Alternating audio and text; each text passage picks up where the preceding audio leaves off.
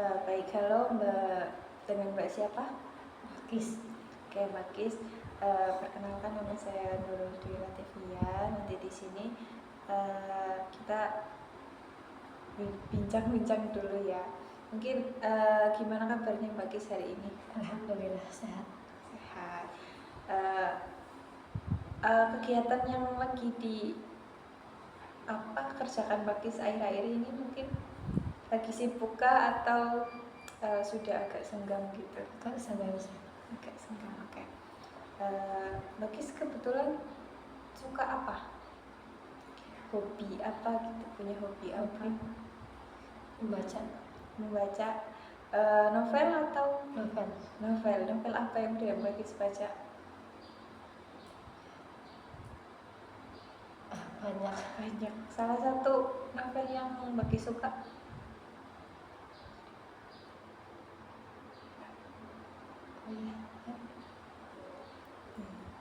Ada. Apa?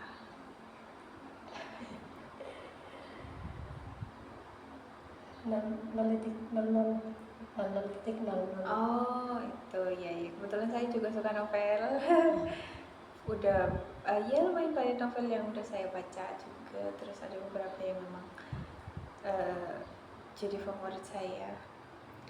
Ya memang cukup menyenangkan ya.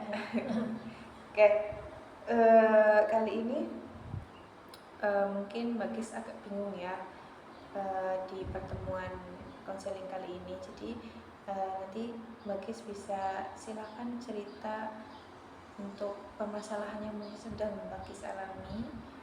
Nanti dipersilahkan aja, bisa langsung diceritakan mungkin, atau mau nanya-nanya dulu prosesnya kayak gimana atau seperti apa gitu. Atau mungkin ini sesi konseling pertama Mbak Kis atau udah pernah sebelumnya? Sesi pertama, oke.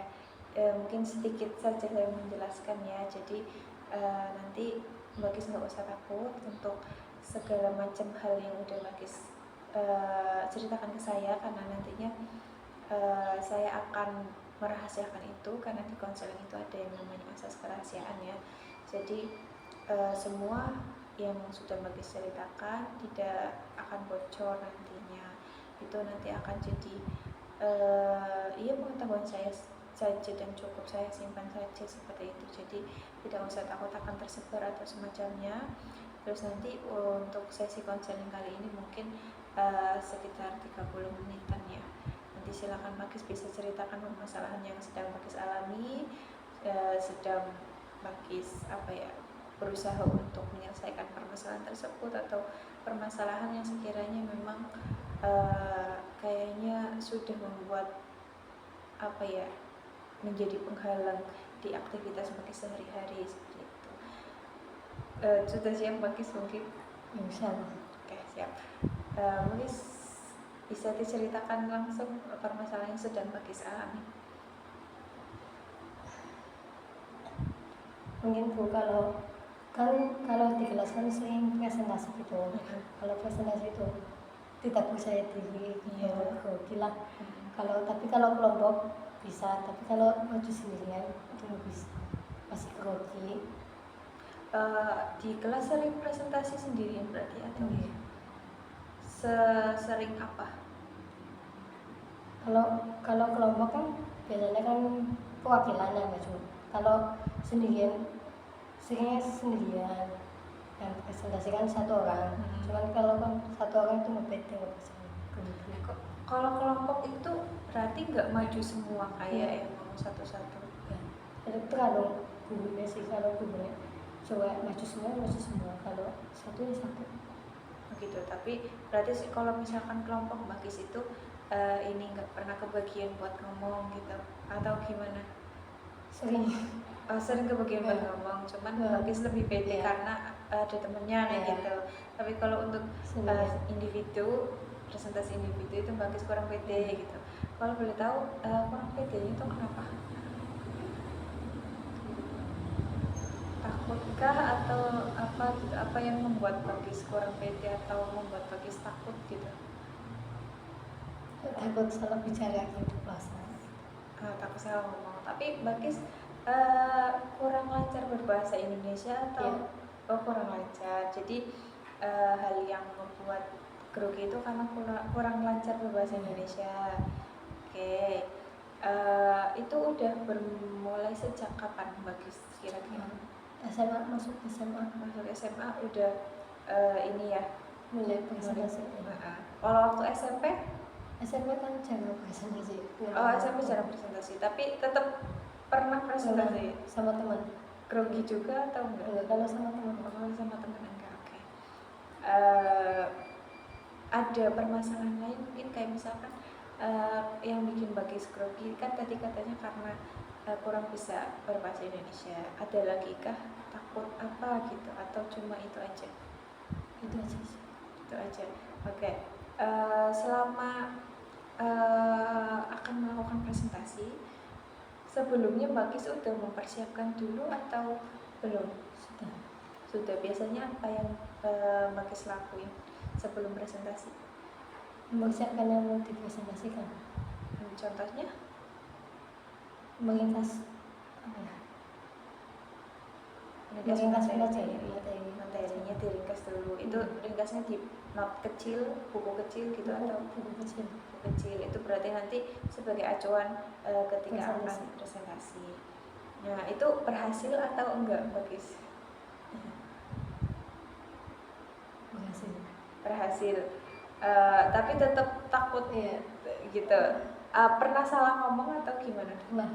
Pernah salah ngomong, walaupun udah bikin catatan kecil gitu ya. Berarti catatan kecil itu sedikit membantu lah ya, karena mungkin materinya akan lebih bisa teringkas, bisa lebih tahu. Cuman dari segi bahasa mungkin masih terkata-kata atau beberapa ada yang salah seperti itu, jadi membuat Makis jadi kurang pede seperti itu. Oke.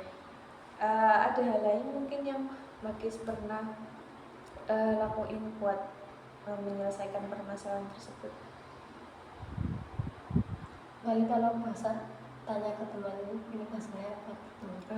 Makanya pemikiran soalnya. Berarti Makis selalu nanya ke teman kah atau enggak pernah malu nanya ke teman ya? Enggak. Oke. Berarti untuk permasalahan Makis sekarang yang kurang pede ketika akan berpresentasi, itu tujuan yang ingin dicapai Mbak Kis itu apa dari permasalahan tersebut? Ya biar pede ngomong di depan semua orang. Terus apa lagi? Terus cuma itu. Oke. Tadi untuk tujuannya kan udah kita ketahui ya, bahwasanya Mbak Kis tuh pengen lebih bisa pede, bisa lebih lancar berbicaranya. Terus tambahan lagi tadi sudah beberapa kayak Mbak Kis sudah mencoba untuk kayak meringkas materi di buku kecil, tapi tetap nggak bisa, kurang bisa karena masih tetap salah dalam melafalkan bahasanya seperti itu. Ada pemikiran nggak kayak misalkan kalau misalkan aku pengen lebih bisa berbahasa Indonesia itu aku harus ngelakuin apa ya kayak gitu? Mbak Kis pernah mikir apa gitu?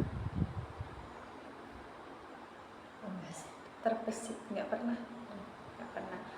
Kalau misalkan dari membaca novel tadi yang Mbak Kis bilang kan novel itu banyak ini ya kosakata ya. Dari situ mungkin Mbak Kis pernah lebih belajar ya. Novel. Dari novel udah maksudnya apa ya, menjadi salah satu hal yang bisa menambah kosakata bahasa Mbak Kis. Dari situ juga ya, jadi lebih mending lah ya gitu. Cuman masih tetap takut ya karena grogi gitu. Atau mungkin ada hal lain kayak misalkan pernah diejek gitu sama teman-temannya ketika presentasi, enggak bedanya karena bahasanya gitu. Oke. Mungkin ketika Mbak Kis akan presentasi individu ya, itu biasanya ada hitungannya kan, nggak kayak misalkan dalam 1 bulan bisa presentasi individu tuh berapa kali gitu atau random? Tapi setiap bulan tuh selalu Iya, ada ada. presentasi itu berapa kali? Yang sering itu bahasa Indonesia kan, namanya bahasa Nah, Indonesia 2 kali mungkin. satu bulan 2 kali presentasi. Ya cukup lah ya, cukup ini bisa dipelajari lebih dahulu. Biasanya Bakis selain mencatat, mempersiapkan itu seperti apa lagi? Kadang memahami pelajaran dulu, nanti pakainya bahasa sendiri, nanti di bahasa Indonesia. Oh, di bahasa Indonesia Iya, gitu. iya. Oh, maksudnya lebih diringkas lagi gitu ya. Hal itu udah, maksudnya ada ini enggak? Iya, ada kemajuan dari apa yang udah Bakis lakuin? Ada Itu sedikit-sedikit lah. sedikit, tapi tetap Ada. belum bisa ini. Iya. Oke. Dari tujuan yang udah Bakis sampaikan ya tadi, pengen lebih bisa pede karena lebih bisa berbicara Indonesia ya untuk presentasi individu, terus sudah melakukan pencatatan materi di buku kecil, terus menyiapkan terlebih dahulu sebelum presentasi, kayak menerjemahkan ke dalam bahasanya bagi sendiri. Itu salah satu hal yang cukup bagus dan sangat bagus ketika digunakan untuk sebuah ini ya, solusi gitu yang akan dilakukan Bakis, yang sudah dilakukan Bakis, cuman memang belum terlalu berpengaruh karena Bakis masih belum pede, betul. Bakis mungkin pernah berbicara di depan kaca? Enggak pernah. Ketika maksudnya biar lebih pede, terus cara ngomongnya seperti apa, seperti itu. Mungkin sebelum presentasi bisa disiapkan seperti itu. Kalau misalkan dengan kayak berbicara di depan kaca terlebih dahulu, kalau misalkan sebelum melakukan presentasi ya, mungkin 1 minggu sebelum melakukan presentasi, persiapan Bakis selain mencatat materi-materi yang akan disampaikan, terus mungkin kayak Bakis itu menerjemahkan materi tersebut ke dalam bahasanya Bakis sendiri biar Bakis lebih tahu.